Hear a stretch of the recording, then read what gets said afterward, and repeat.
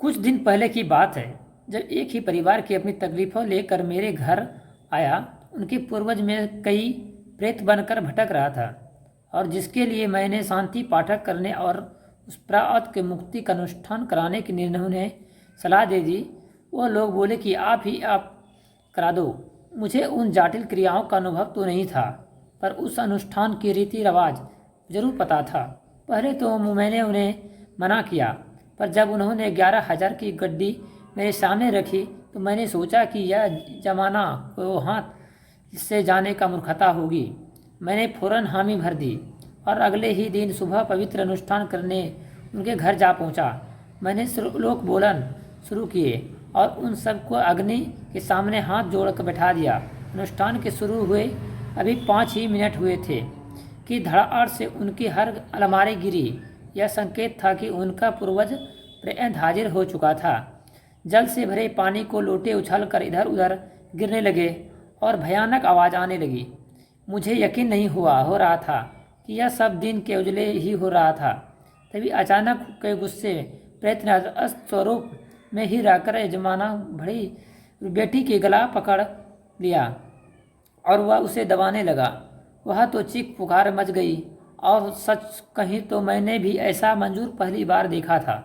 मुझे तो लगा था कि अनुष्ठान के मंत्राचार से प्रेत को मुक्त हो जाएगी, यजमाने के परिवार शांति मिल जाएगी और मुझे पैसे भी मिल जाएंगे। पर यहाँ की हकीकत काफ़ी तो डरवानी थी। मैंने यजमाने की बड़ी बेटी के गायत्री मंत्र वाला जल पिला दिया और वह फौरन ठीक हो गई। अब उसके गुस्से में यजमाने की पत्नी के बाल पकड़ लिया और उन्होंने घिसटने लगा। यह सब देखकर मेरे तो होश उड़ गए। मैंने उन्हें भी पवित्र जल पिलाया और वह भी ठीक हो गई।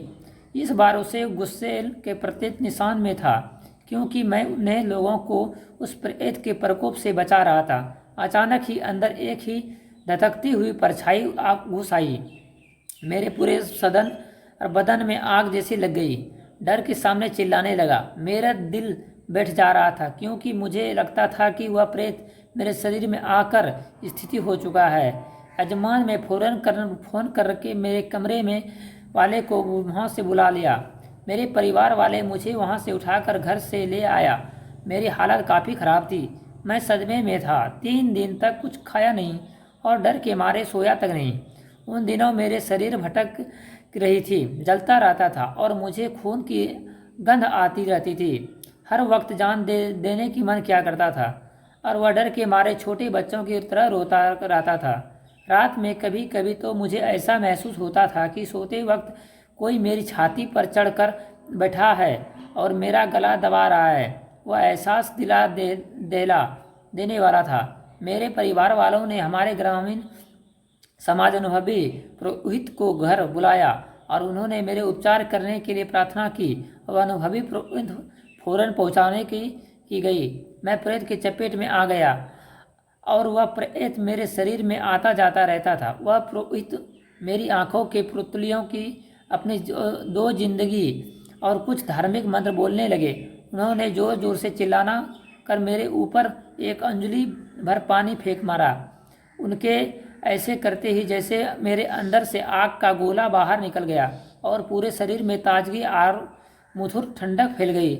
मैंने उनके पैर छुआ और प्रेत उस स्त्री का परिवार अनुभवी पुरोहित से मिला।